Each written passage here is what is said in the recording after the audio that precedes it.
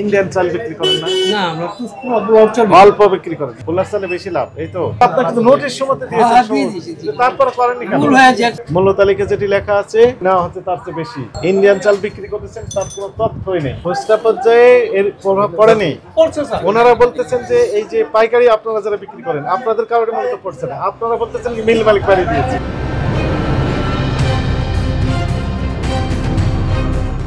না কেন বেশি দাম নেওয়ার জন্য? না না না, আপডেট রাখবেন না কেন? আমরা বেশি দাম ব্যাপারে একটু লিখবো, এটা কিন্তু হচ্ছে একটু ব্যাংকিং ক্লাস করছিলাম তো। স্বীকার করেন? হ্যাঁ, অবশ্যই এটাই বলছে। আচ্ছা, স্টকটা দেখাতে বলছিলাম যে কত স্টক আছে। এটা কোথা থেকে নিয়ে আসলেন এতক্ষণ পরে? না, আমাদের বললাম না একটা ঘর আছে, দুইটা ঘর। হ্যাঁ, তৎক্ষণাৎ নিয়ে আসছেন। কত তারিখ লিখছেন? 2/1/25। আজকে হলো 14 তারিখ। নাই আপডেট নাই। 4 তারিখ তারপরে নেই। না না, আমাদের 2-1 দিন পর করি। 4 তারিখ আর 14 10 দিন নেই। আজকে আমি এই মুহূর্তে সরকারকে রিপোর্ট দেব আপনার এবং গোয়েন্দা সংস্থাকে। আপনার দোকানের নাম কি? ইয়ারাইস এর এত মেট্রিক টন চাল পাওয়া গেল, আপনি কি জবাব দিবেন? আমি তো এখানে নিয়ে যাবো 4 তারিখে। এটা 55 তে কি বুঝিয়েছেন? মানে এটা ওই 55টা আছে বস্তা। এটা, হ্যাঁ 560 বস্তা আছে। 60 বস্তা আছে। দাম কত হলো সেটা আমরা কিভাবে ঠিক করবেন? এটা 2497 বস্তা। এই যে এটা হলো 297 বস্তা। 2497। স্টক রেজিস্টার প্রত্যেকদিন আপডেট করবেন, প্রত্যেকদিন। ঠিক আছে, আমরা মাত্রই যাতে এখন এটাও করেন নাই এবং বাজারের সাথে মিল নাই। না, মিল আছে, রেজিস্টার করেন নাই। মিল থাকবে না কেন? মূল্য তালিকা নাই, তাহলে মিল থাকবে কোথা থেকে? আমার প্রতিদিন কোথায় গড়মিল করলে অসুবিধা হবে। আপনি স্বীকার করবেন যে হ্যাঁ, বলেছে। দোকান খুলে আমার মূল্য তালিকা আপডেট করতে হবে। শুনতে বলেছে। আপনি কে? ছেলে, ওনার ছেলে আর বাবা, তাই তো? তাহলে আপনি তো ইয়াং মানুষ, স্টক রেজিস্টার প্রত্যেকদিন মেইনটেইন করে ইনশাআল্লাহ করে যাবেন, সিগনেচারও দিবেন। হ্যাঁ, এটা আমিও করে দিতে পারি। ঠিক আছে, একজন দায়িত্বশীল একজন সিগনেচার করবেন। ঠিক আছে, এটা কিন্তু আপনাদের নিরাপত্তার জন্য ভালো।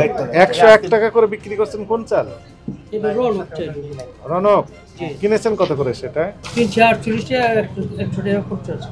হ্যাঁ 48 টাকা করে। কয় কেজি? 50 কেজি। জি। কত লেখা আছে? 4800, 4800 ভাগ হচ্ছে 50, তাহলে 96 টাকা পড়েছে। বিক্রি করছেন 100। না না, এখানে 100 টাকার উপরে খরচ হয়। আপনি কোথায়? 96 স্পষ্ট তো লেখা আছে। 120 টাকা খরচ আছে। ক্যাশ মধ্যে কেটে আমি বলতেছি। না, এটা ঠিকই আছে। এটি লোক 48 টাকা করে, হ্যাঁ 120 টাকা খরচ। কিসের? গাড়ি ভাড়া 1 কেজিতে 1 টাকা করে পড়ে। না না, এই যে এখানে আছে। গাড়ি ভাড়া দেখা। এই যে গাড়ি ভাড়া। কোনটা গাড়ি ভাড়া? এই যে 8100, এই যে আপনি কি টাকা? গাড়ি ভাড়া 6000 টাকা মাত্র। 6000, আর এখানে নিচে 600। না না 100 টাকা পার ডে খরচ হলো, আর এর মধ্যে অন্য কিছু। শুনেন, এই আপনি নিয়ে আসছেন কত বস্তা? 60 বস্তা। জি। আর অন্যগুলো নিয়ে আসেননি? না, ওই যে কন্টেইনার আসে, 60 বস্তা। সুন্দরবন 60 বস্তা, তাহলে দাম হচ্ছে 6000। জি। 6000 ভাগ হচ্ছে 60, 100 টাকা বস্তা। হ্যাঁ, খরচ। তাহলে 2 টাকা করে পড়েছে। আমরা ওদের কিছু দেওয়া লাগে, আমদানি করার জন্য। কোথা থেকে নিয়ে আসছেন এটা? এটা দিনাজপুর।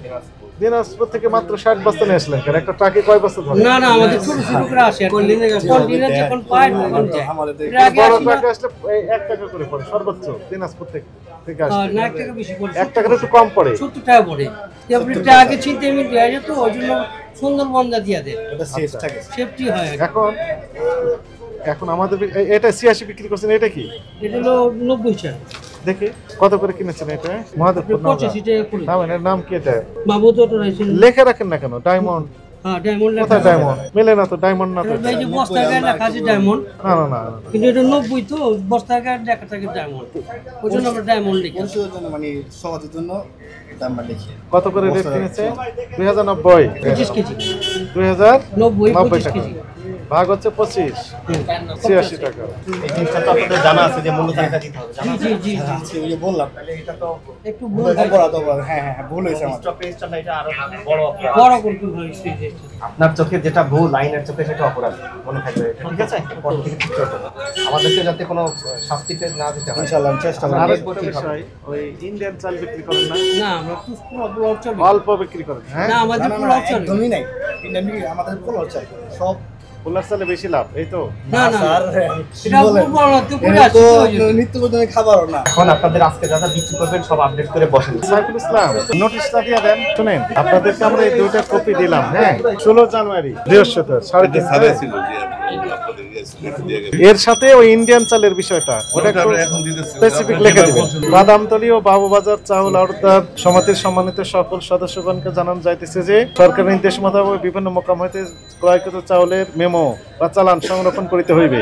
চাউল বিক্রির মেমো সংরক্ষণ করিতে হইবে, মানে পাকা ক্যাশ মেমো দিতে হবে। মূল্য তালিকা বোর্ড প্রতিদিন লিখতে হবে। প্রত্যেক আড়ত ঘরের ফুড গ্রেইন লাইসেন্স, যেটা আমরা দেখলাম, এগুলো হালনাগাদ করে রাখতে হবে। বিভিন্ন মোকাম হইতে চালের বস্তার গায়ে যাহাতে বিক্রয় মূল্য লেখা থাকে তা বলার জন্য বলা হলো। এর সাথে দিবেন যে ইন্ডিয়ান চাল এলসি চাল, সেটাও তারা স্পষ্টকরণ করে। স্টক রেজিস্টার যেন হালনাগাদ রাখে। লেখায় তো আপনার কিন্তু নোটিশ সময়তে দিয়েছে, তারপরে করেননি কেন? ভুল হয়ে যাচ্ছে। ছিল তো, কালকে ছিল, আজকে একটু ওইখানে দেখলাম 1 তারিখে করেছে, তারপর আর করেনি। নতুন করে করতে আরেকটা দোকানে করেনি। না, আমরা প্রতিদিন করি, আজকে একটু পৌঁছায় করতে চাই। আপনাদের উপর দায়িত্ব দিয়ে গেলাম, প্রত্যেকটা দোকানে যেন চাল ক্রয়ের ক্যাশ মেমো সংরক্ষণ করেন। ক্রয়ের মূল্যের উপর ডিপেন্ড করে বিক্রি মূল্য নির্ধারিত হবে এবং সেই মূল্য যেন স্পষ্ট এই যে বোর্ডে সুন্দর করে দিয়ে দেন, ক্রয় মূল্য এত, বিক্রয় মূল্য এত। ইন্ডিয়ান চালের ক্ষেত্রে আমরা যেটি দেখলাম যে কোনো দোকানদারি স্বীকার করছেন না যে মূল্য তালিকা দেওয়া আছে, অথচ বিক্রি করতেছেন সমান, ক্যাশ মেমো তো লিখতেছেন না, বেশি বলে বিক্রি করতেছেন, তাহলে ওভার রেটে বিক্রি হয়ে যাচ্ছে। সরকার আমদানি করার সুযোগ দিয়েছে চালের এই কারণে যে যাতে করে বাজারে তার একটা ইতিবাচক প্রভাব পড়ে, অর্থাৎ চালের দরটা স্থিতিশীল হয়। কিন্তু স্থিতিশীল না হওয়া অস্থিতিশীল বেড়েই যাচ্ছে, এটা তো অস্বাভাবিক বিষয়। কিছু মনে না করলে মোটা চালটা কিন্তু কমছে।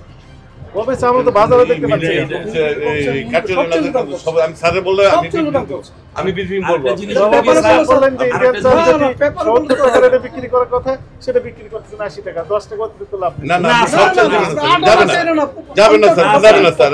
এটা তোমরা পাচ্ছ স্যার না না, আপনার কত কোন করে কাজ করতে দেয় না। আমরা স্যার এখন কম্পিটিশন যোগ, আমরা চাইল আপনি আসিবাবু বাজারে অনেক কোন চাল নাই। প্রাইসটা ঠিক নেই, এটা কার কাছে ভুল কি হতে পারে পরিমাণ স্যার। আছে সেই তথ্য এটা আপনি- ভুল হতে পারে, ভুল হতে পারে। কিন্তু এই কিনা ইন্ডিয়া আর বাংলাদেশের চাল 4-5 টাকা আপনার কেজিতে কম। তাই আপনার পাবলিক আলো যেটা নেই সেটা, কিন্তু আমরা আশা করি যে কিছুদিনের মধ্যে আরো ছেলের আপনার আমদানি হলে বাজারটা কমে যাবে।